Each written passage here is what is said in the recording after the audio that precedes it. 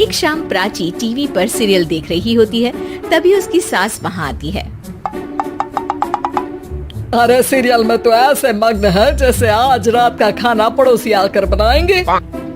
मुझे पता ही नहीं था आपने अपने बेटे की शादी पड़ोस में भी की हुई है। हैं? मतलब?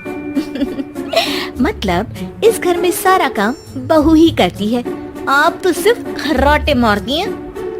अच्छा जी, फिलहाल तो तुम आराम फरमा रही हो, चलो जाओ, ये मेरे टीवी देखने का समय है।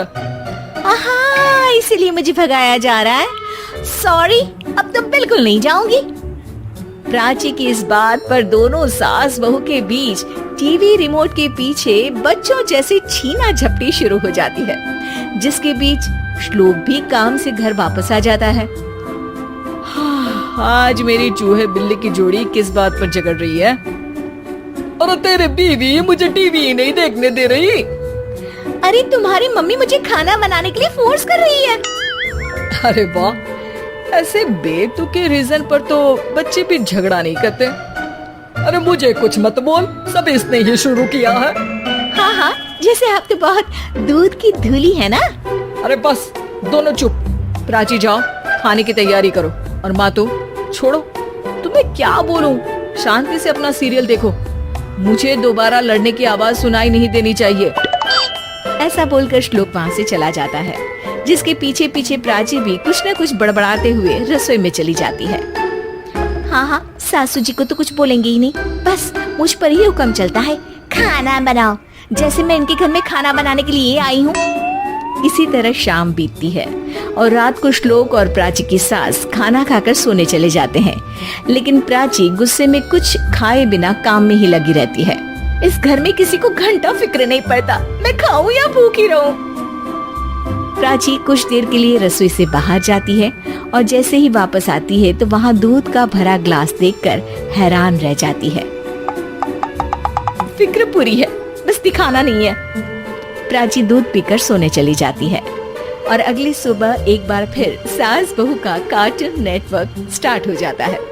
ये तुमने ही किया है। अरे अजीब जबरदस्ती है, मैं बोल रही हूँ मैंने कुछ नहीं किया। दोनों ने मिलकर पूरे घर को पागल खाना बनाया हुआ है। यहाँ कोई नॉर्मल इंसान तो रह ही नहीं सकता, इसीलिए अब पड़ोसी क्या रिश्तेदार भी घर आने से कतराते हैं।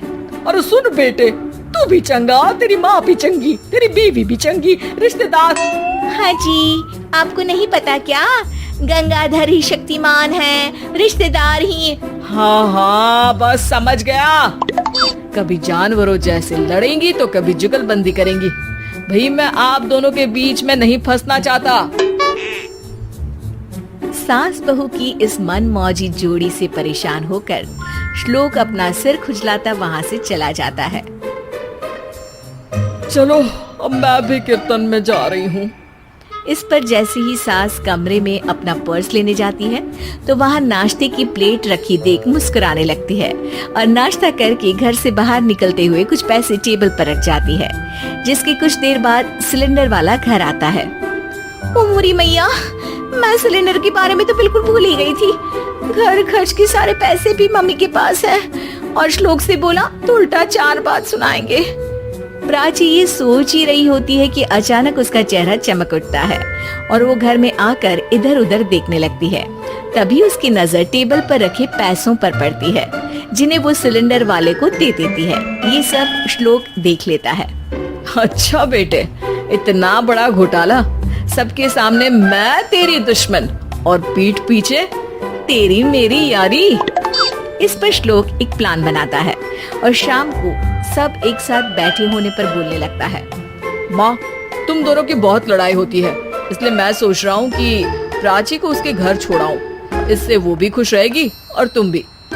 अचानक श्लोक की ये बात सुनकर सास बहू शौक से उसकी तरफ देखती है। अरे ऐसे कैसे घर छोड़ाओगे, मुझे कहीं नहीं जाना। अरे तुमने बोला नहीं पर मैंने सुन लिया, तुम्हें मम्मी के साथ रहना अच्छा नहीं लगता, मुझे पता है। अरे वाह, अरे जब बहू खुद कुछ काम बोले तो वो तुझे सुनता नहीं, और अब जो इसने बोला ही नहीं वो तू समझ गया। जब उसे नहीं जाना तो फिर जबरदस्ती क्यों कर रहा है? अच्छा, फिर आपको मौसी के घर छोड़ाता हूँ, बस अब आप दोनों एक घर में एक छत के नीचे नहीं रह सकती। मैं इस टॉम एंड जेरी की जोड़ी को और नहीं झेल सकता। है? ऐसे कैसे नहीं रह सकते?